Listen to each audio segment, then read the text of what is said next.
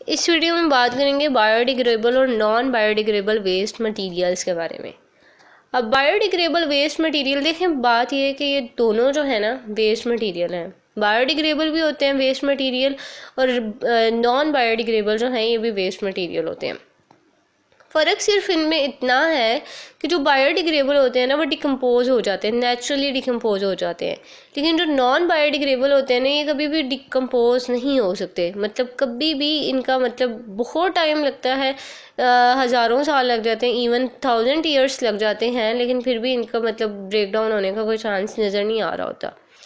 अब डिकम्पोज का अगर आपको मतलब नहीं पता तो मैं आपको बता दूं। डिकम्पोज मींस कि हमारे ना अर्थ पे कुछ ऐसे माइक्रो ऑर्गेनिज़म्स होते हैं, जैसे बैक्टीरिया, फंजाई, ये छोटे छोटे से ऑर्गेनिज़म्स होते हैं।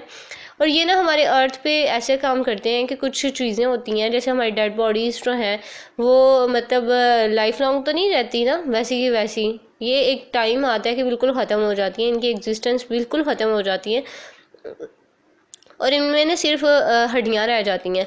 तो वो इनकी ये जो ऊपर गोश्त पोश होता है ये सारा किस वजह से ख़त्म होता है, क्या ऐसा सीन होता है? ये इस वजह से होता है क्योंकि हमारे जो बैक्टीरियाज हैं, ये जो छोटे छोटे माइक्रो ऑर्गेनिज़म्स हैं, ये हमारी बॉडी को ना छोटे छोटे पीसीस में तोड़ देते हैं, और वो पीसीस जो हैं वो काफ़ी हद तक जाकर ज़मीन में डिज़ोल्व हो जाते हैं और उनका नामो निशान ख़त्म हो जाता है।